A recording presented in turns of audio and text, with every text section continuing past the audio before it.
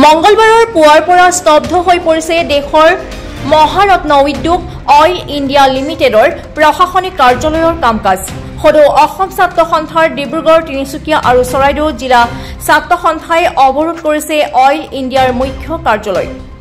মহাৰত্ন company oil India লিমিটেডৰ 4টাকৈ গুৰুত্বপূৰ্ণ বিভাগক স্থানান্তৰ কৰাৰ বিৰুদ্ধে জাঙুৰ খাই উঠিছে সদৌ অসম ছাত্ৰ সন্থা।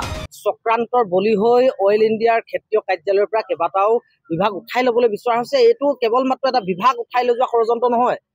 অইল ইণ্ডিয়া নিচিনা এটা জাতীয় উদ্যোগত অসমীয়াৰ যি প্ৰভুত্ব আছে সেই প্ৰভুত্ব শেষ কৰিবলৈ কৰা ষড়যন্ত্ৰ। আজি গুৱাহাটী, কাইলে দিল্লী আৰু তাৰ পাছত সম্পূৰ্ণৰূপে অসমীয়াৰ যিটো অধিকাৰ আছে, যিটো আমি গৌৰৱ কৰি থাকোঁ অইল ইণ্ডিয়া, সেই অইল ইণ্ডিয়াৰ গৌৰৱ কাঢ়ি নিয়াৰ ষড়যন্ত্ৰ কৰিছে এটা হিন্দী ভাষী এটা দিল্লী লবিয়ে। আৰু আমি ছাত্ৰ সন্থাৰ বিৰোধিতা কৰিছোঁ।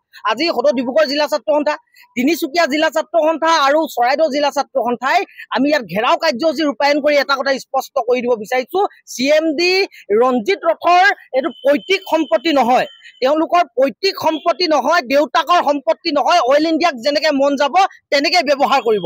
ইয়াত আমাৰ পূৰ্বপুৰুষৰ ইয়াত তেজ মাটি, ইয়াত মাটি ঘাম সোমাই আছে।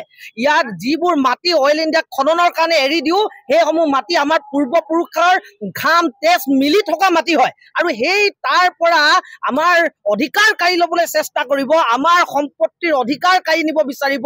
দুলীয়াজানৰ ঐতিহাসিক এই অফিচৰ পৰা বিভাগ কাঢ়ি নিবলৈ চেষ্টা কৰিব।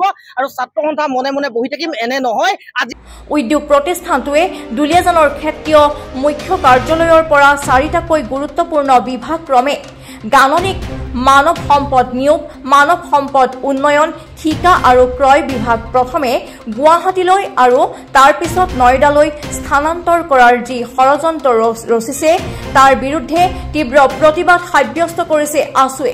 অইল ইণ্ডিয়া লিমিটেডৰ এই হঠকাৰী সিদ্ধান্ত বিৰোধিতা কৰি সদৌ ডিব্ৰুগড়, তিনিচুকীয়া আৰু চৰাইদেউ জিলা ছাত্ৰ সন্থাই মঙ্গলবাৰৰ পুৱাৰ পৰা অইলৰ মুখ্য ঔদ্যোগিক ক্ষেত্ৰৰ প্ৰৱেশ পথ, মুখ্য কাৰ্যালয়ৰ প্ৰৱেশ দুৱাৰ বন্ধ কৰি দিয়াৰ লগতে অইল ইণ্ডিয়াৰ বিভিন্ন স্থানত সিঁচৰিত তৈল ক্ষেত্ৰলৈ বিষয়া কৰ্মচাৰীক অনা নিয়া কৰা, অইলৰ গধুৰ আৰু লঘু যান বাহনৰ চলাচল সম্পূৰ্ণৰূপে বন্ধ কৰি দিছে।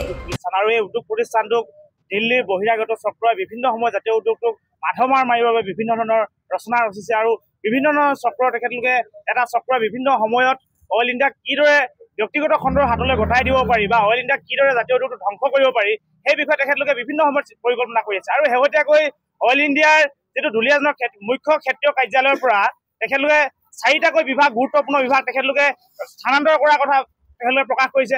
আৰু এই কথা আমি দুলীয়াজান আঞ্চলিক ছাত্ৰ সন্থাই কেতিয়াও মানি ল'ব নোৱাৰোঁ, এয়া আমি কেতিয়াও মানি নলওঁ। আৰু সেয়েহে আমি ৰঞ্জিত ৰথক স্পষ্ট ভাষাৰে ক'ব বিচাৰোঁ যে আপোনালোকে দিল্লীত বহি তেখেতলোকে কেৱল মাত্ৰ তেখেতলোকে অইল ইণ্ডিয়াৰ দুলীয়াজানৰ ক্ষেত্ৰীয় কাৰ্যালয়ৰ পৰা তেখেতলোকে 4টাকৈ বিভাগ স্থানান্তৰ কৰিম বুলি কেৱল মাত্ৰ ঘোষণা কৰিছে। তেখেতলোকৰ যদি সৎ সাহস আছে, তেখেতৰ যদি দম আছে, তেনেহ'লে দুলীয়াজানলৈ আহি তেখেতলোকে ইয়াক ঘোষণা কৰক যে তেখেতলোকে দুলীয়াজানৰ ক্ষেত্ৰীয় কাৰ্যালয়ৰ পৰা 4টাকৈ বিভাগলৈ স্থানান্তৰ কৰিব।